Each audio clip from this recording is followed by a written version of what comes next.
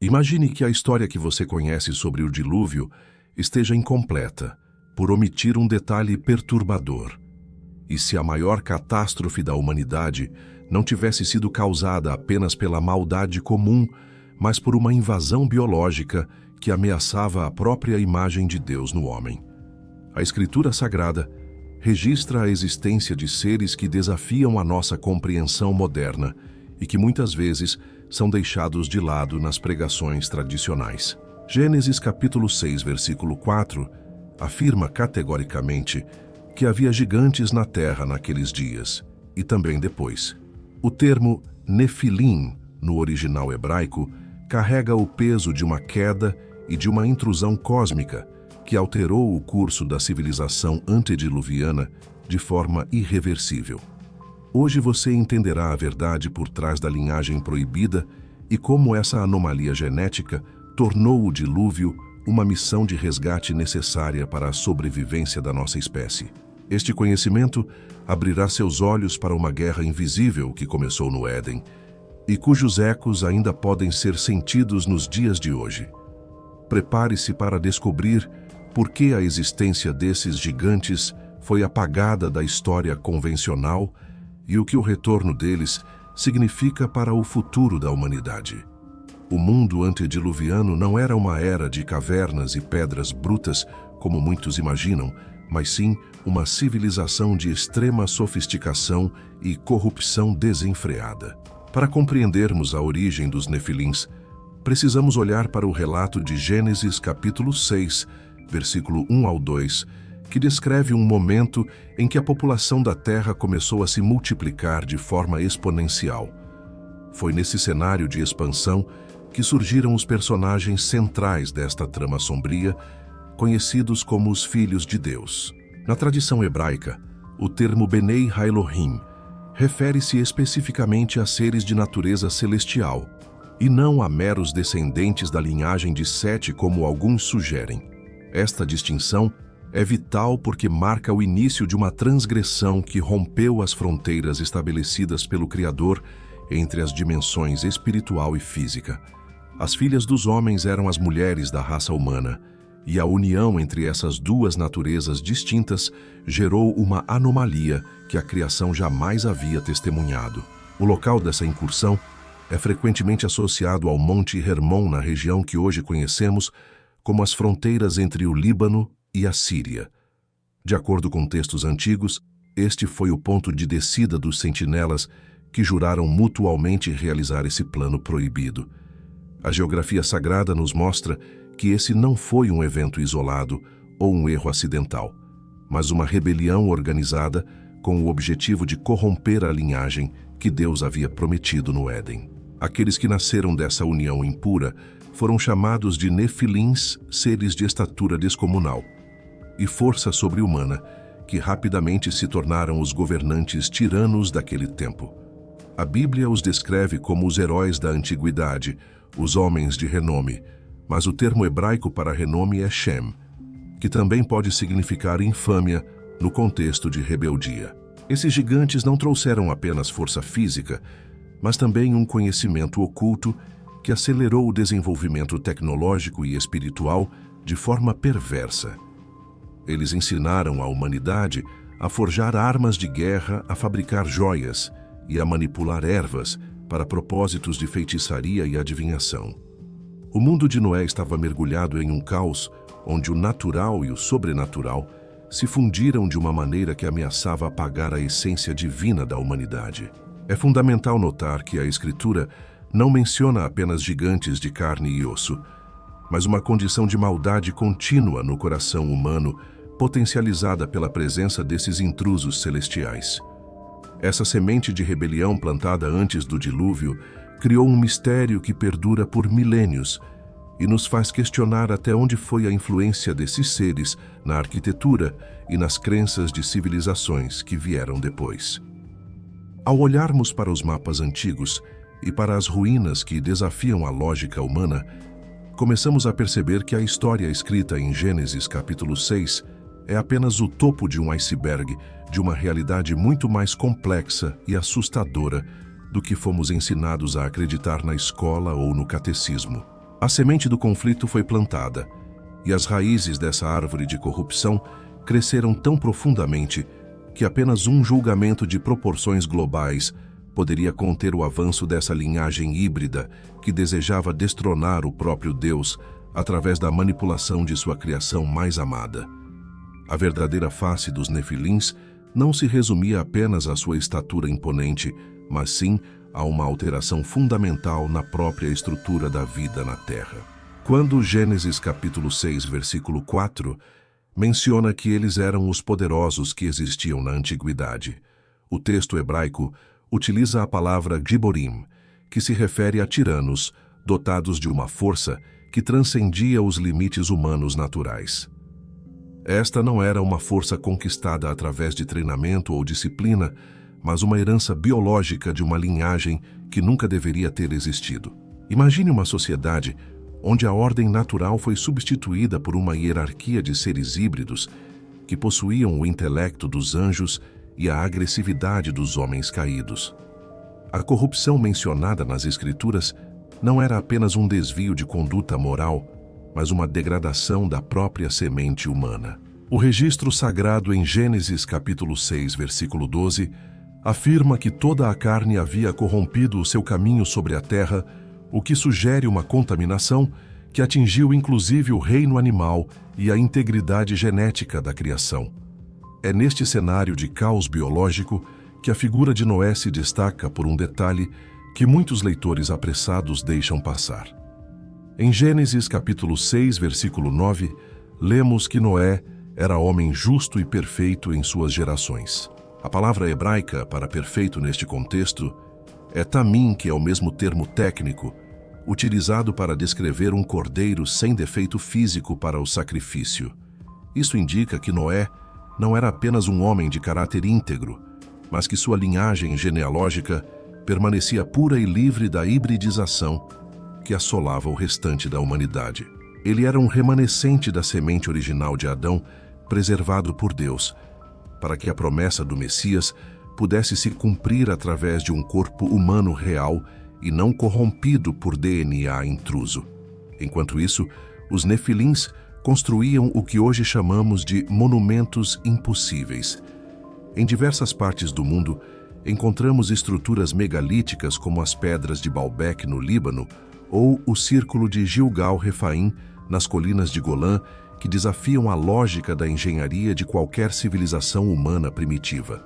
A tradição antiga sugere que esses gigantes foram os arquitetos de cidades, que serviam como centros de poder e adoração a deuses falsos que nada mais eram do que os próprios sentinelas caídos. A presença desses seres criou um trauma profundo na memória coletiva da humanidade, gerando as mitologias sobre titãs e semideuses, que encontramos na Grécia, na Suméria e no Egito. No entanto, a Bíblia nos dá o relato desprovido de adornos poéticos, focando na tragédia da queda. Esses gigantes eram seres de apetite insaciável, que, segundo textos paralelos citados indiretamente pelos apóstolos, chegaram a devorar os recursos da terra e a própria humanidade quando as provisões se esgotaram. A tensão entre os filhos de Deus e a linhagem de Sete não era apenas uma disputa religiosa, mas uma batalha pela sobrevivência da espécie humana, como Deus a desenhou. Ao entendermos que o dilúvio foi uma resposta a essa ameaça existencial, percebemos que a destruição das águas foi um ato de misericórdia divina para impedir que a corrupção se tornasse eterna. Mas há um detalhe perturbador que a maioria dos estudiosos ignora. Se o dilúvio foi enviado para eliminar toda a corrupção da carne, por que Josué e seus espiões encontraram gigantes novamente na terra de Canaã séculos depois? Teria ocorrido uma segunda incursão, ou uma forma de sobrevivência dessa linhagem que atravessou as águas do juízo. Eu vou te explicar exatamente como essa semente nefasta ressurgiu em um instante. Mas antes, se você é do tipo que não se contenta com respostas rasas e busca a profundidade das Escrituras, deixe seu like e inscreva-se no canal. Sua interação é o que permite que continuemos trazendo luz a esses mistérios que muitos preferem não tocar. Agora prepare-se, pois o que vou revelar muda nossa visão sobre as batalhas de Israel e o destino das nações cananeias. A questão que desafia muitos estudiosos é como a semente dos gigantes pôde reaparecer após o extermínio global provocado pelas águas do dilúvio.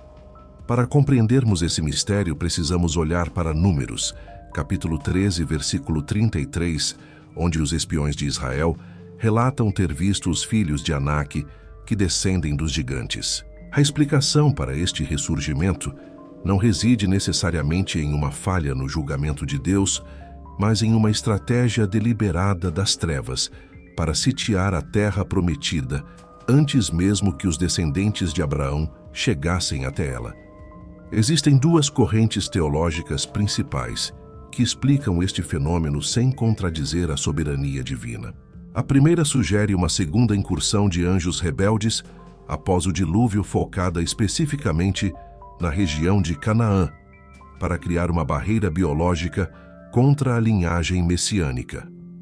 A segunda teoria aponta para a transmissão de traços genéticos através das esposas dos filhos de Noé, especificamente na linhagem de Cam, onde o DNA recessivo desses seres teria se manifestado gerações depois. Independentemente do método, o que vemos na Bíblia é uma guerra geográfica. Deus direcionou Israel para Canaã, não apenas para dar a eles uma terra, mas para realizar uma limpeza espiritual e genética contra os remanescentes daquela semente híbrida. Os nomes das tribos que habitavam a região, como os Refaíns, os Emins e os Zanzumins, carregam todos a conotação de seres de estatura extraordinária e natureza aterrorizante. No entanto, a influência dos Nefilins ia muito além da força bruta, pois eles eram os portadores do conhecimento proibido que os sentinelas trouxeram do reino celestial. O livro de Enoque, que é citado pelo apóstolo Judas no Novo Testamento, detalha que esses seres ensinaram aos homens a metalurgia para a guerra, a astrologia para o controle do destino e a manipulação da aparência para a sedução. Essa tecnologia não era um avanço natural da humanidade, mas uma aceleração artificial destinada a afastar o homem da dependência do Criador. É por isso que os profetas e os apóstolos tratam esses seres com tamanha gravidade. Eles não eram apenas aberrações físicas, mas os arquitetos de um sistema mundial que idolatrava o poder e a autossuficiência. Ao analisarmos a origem dos demônios na tradição judaica do Segundo Templo, descobrimos uma conexão direta com esses seres. De acordo com o entendimento da época, os demônios ou espíritos imundos não seriam anjos caídos, mas os espíritos desincorporados dos nefilins que morreram no dilúvio. Como eram seres híbridos, eles não pertenciam nem ao céu, nem ao Sheol, permanecendo na terra como entidades errantes que buscam habitar corpos humanos para experimentar novamente as sensações físicas que perderam. Esta perspectiva muda completamente nossa forma de entender as possessões descritas nos evangelhos e a luta espiritual da igreja primitiva.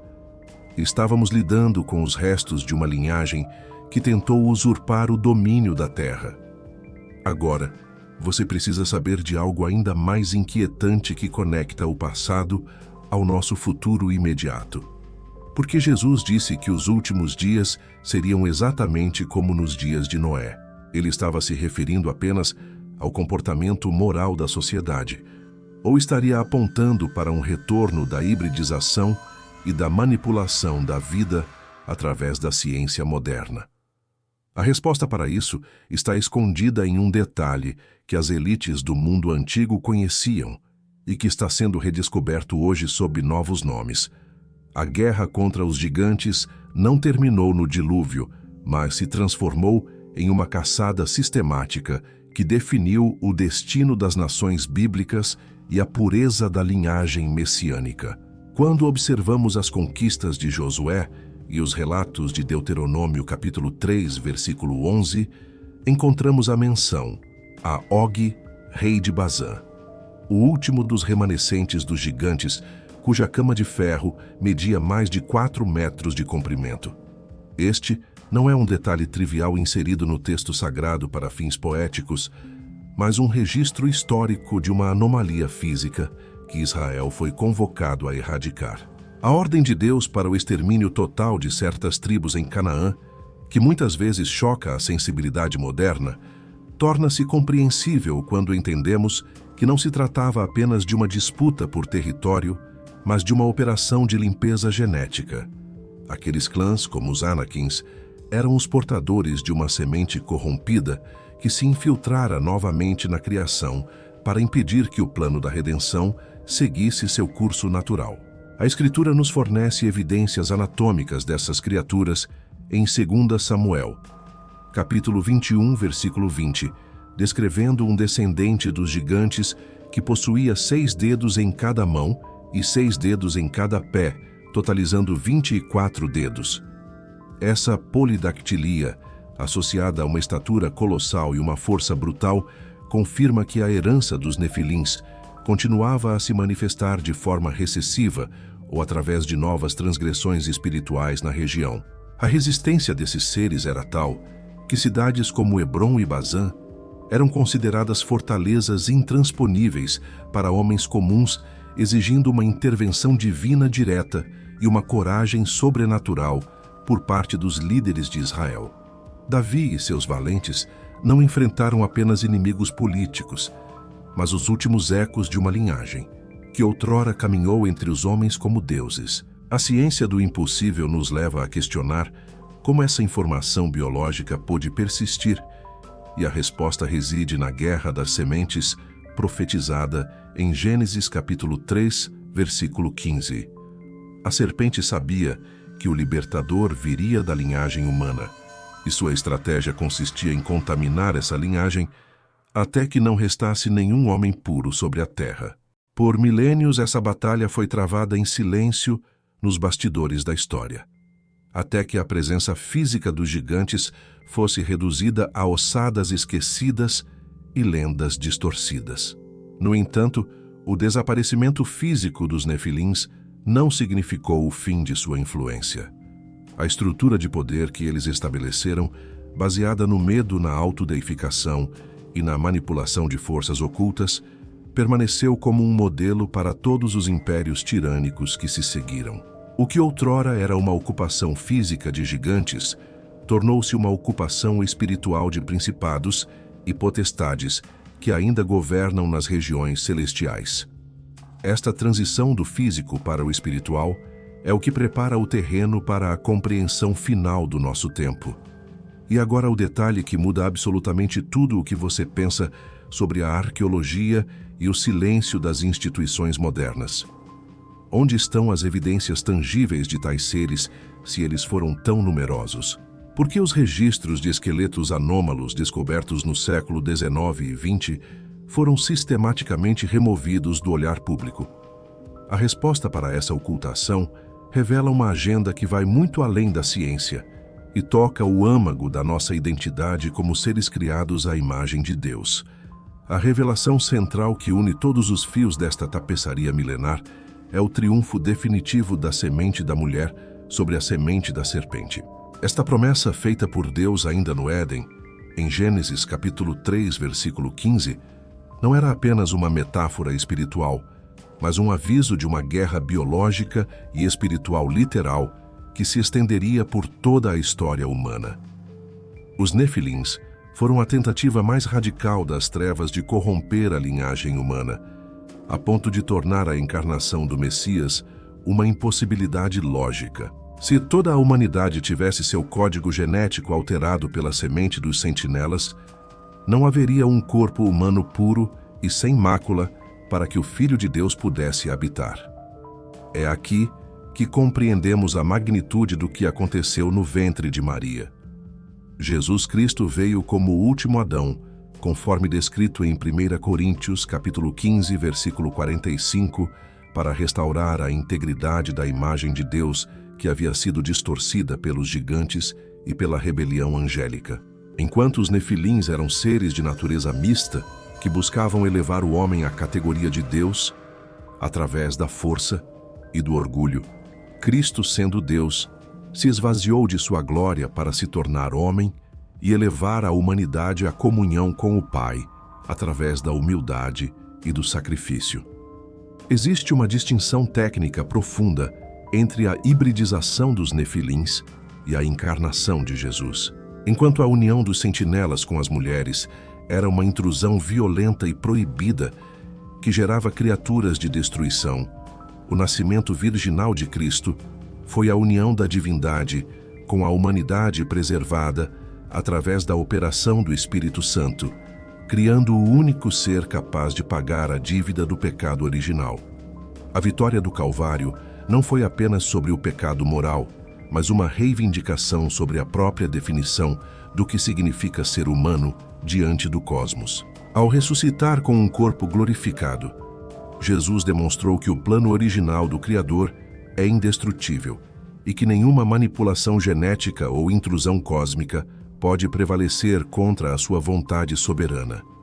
Todas as buscas dos gigantes pelo renome e pela imortalidade física foram sombras pálidas e perversas da verdadeira vida eterna, oferecida através do Cordeiro de Deus. As correntes que prendiam os sentinelas em trevas eternas, mencionadas em 2 Pedro, capítulo 2, versículo 4, são o selo da autoridade divina sobre aqueles que tentaram desviar o curso da nossa história. No momento em que o véu do templo se rasgou em Mateus, capítulo 27, versículo 51, a separação entre o sagrado e o humano foi reconciliada de forma pura, acabando com a necessidade de qualquer ponte espúria ou híbrida entre os mundos. A soberania de Deus em proteger a genealogia de Noé, de Abraão, de Davi e finalmente de José e Maria revela um cuidado meticuloso que atravessou milênios de caos e guerra invisível contra inimigos que possuíam poder além do que a nossa ciência atual pode medir. Nós não somos o produto de um acidente biológico ou de uma experiência de seres superiores, mas o objeto de um amor tão profundo que moveu os céus para resgatar nossa essência da contaminação mais absoluta deixada pela semente nefasta. A existência dos nefilins serve como um lembrete solene de que as trevas farão de tudo para desumanizar o homem, mas a encarnação de Cristo é a prova definitiva de que somos e sempre seremos o topo da criação de Deus, destinados a uma glória que nenhum gigante poderia jamais alcançar ou compreender plenamente. O fechamento deste ciclo revela que a história humana não é um caos aleatório, mas uma narrativa de preservação milagrosa, onde cada detalhe biológico e histórico serviu para garantir que a luz vencesse as trevas e que o homem voltasse a ser plenamente aquilo que Deus planejou no início de tudo. Esta é a vitória que ecoa desde o Éden, passando pelas águas do dilúvio e pelas batalhas de Canaã até chegar ao trono da glória, onde um homem de carne e osso real e glorificado intercede por toda a humanidade.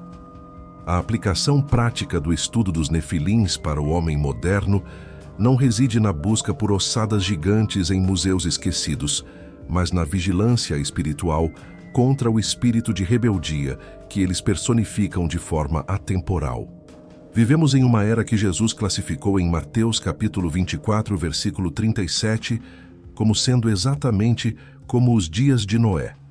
E esta comparação não é meramente sobre o aumento da violência ou da imoralidade, mas sobre a tentativa do homem de ultrapassar as fronteiras estabelecidas pelo Criador através da tecnologia e da autodeificação. Hoje, o que os antigos chamavam de conhecimento proibido dos sentinelas manifesta-se no desejo frenético de fundir o biológico com o sintético, na busca pela imortalidade sem Deus e na manipulação do código da vida sob o pretexto de uma evolução forçada. O espírito dos nefilins é essencialmente o espírito da soberba que sussurra que podemos ser como deuses, sem a necessidade de um salvador ou de limites éticos divinos. Ao observarmos os avanços do transhumanismo e da engenharia genética atual, percebemos uma ressonância perturbadora com a era pré-diluviana, onde o conhecimento oculto era usado para desumanizar a criação e elevar uma elite de poderosos sobre o resto da humanidade. A lição bíblica é clara ao mostrar que qualquer progresso que exija a renúncia da nossa humanidade pura e da nossa dependência do Criador termina em um julgamento inevitável e purificador. Devemos cultivar a integridade que Noé demonstrou, sendo perfeitos em nossas gerações. E isso significa manter o nosso DNA espiritual e mental livre das ideologias que tentam apagar a distinção entre o que é imagem de Deus e o que é manipulação mundana. A coragem de Davi diante de Golias em 1 Samuel, capítulo 17, versículo 45, nos ensina que não importa o tamanho do desafio tecnológico ou a sofisticação da linhagem inimiga, pois a batalha pertence ao Senhor, e o nome de Deus continua sendo a nossa única torre forte. Em um mundo que glorifica o poder físico e a força bruta, somos chamados a ser o remanescente que confia na simplicidade da fé que confunde os sábios e os poderosos deste século. Esta reflexão nos leva a entender que a nossa verdadeira identidade não está no que podemos alcançar por nós mesmos ou através de aprimoramentos artificiais, mas no que fomos criados para ser nele. A história dos gigantes é um aviso de que a beleza e o poder desprovidos de santidade são armadilhas que levam ao abismo da destruição. Precisamos vigiar as portas da nossa percepção contra as novas formas de incursão que tentam sutilmente corromper a semente da palavra de Deus em nossos corações, substituindo a verdade eterna por mitos modernos de progresso ilimitado. O verdadeiro conhecimento não é aquele que nos permite manipular a estrutura da realidade, mas aquele que nos aproxima do coração do Criador e nos faz reconhecer a sua soberania absoluta sobre cada célula do nosso ser. Assim como os nefilins caíram pelo seu orgulho desmedido, o homem contemporâneo enfrenta o mesmo dilema de escolher entre a autonomia rebelde, que leva à hibridização da alma, ou a submissão redentora, que nos mantém plenamente humanos. Ao mantermos nossa visão focada na semente prometida, que é Cristo, garantimos que a nossa linhagem espiritual permaneça protegida e frutífera em meio a uma geração que parece ter esquecido as lições severas das águas do dilúvio. Nossa responsabilidade hoje é sermos os guardiões da imagem divina, em um tempo onde tudo o que é natural está sendo desafiado e onde a presença do sobrenatural sombrio tenta novamente reivindicar o domínio sobre a terra. Estar ciente da existência e da queda dos gigantes nos dá o discernimento necessário para não sermos enganados pelas falsas promessas de grandeza que ignoram a lei de Deus. A vitória sobre o espírito dos nefilins em nossa vida pessoal acontece quando decidimos que o nosso valor não vem do renome mundano ou da força de nossas próprias mãos, mas da nossa filiação legítima ao Rei dos Reis. Ser humano à imagem de Deus é o maior privilégio que qualquer criatura pode possuir, e nenhuma promessa de poder angélico ou tecnológico pode se comparar à glória de ser um filho redimido. Este é o momento de reavaliarmos nossas prioridades e de buscarmos a pureza de coração, que nos permitirá ver a Deus enquanto o mundo ao redor se perde em busca de deuses de ferro e silício que não podem salvar. Hoje, percorremos um caminho denso e revelador, explorando as profundezas de um mistério que a maioria das instituições prefere ignorar ou tratar apenas como metáfora. Saímos das sombras do Monte Hermon e da queda dos sentinelas para atravessar a corrupção biológica do mundo antediluviano, onde a imagem de Deus na humanidade foi sitiada por uma linhagem híbrida de poder e terror.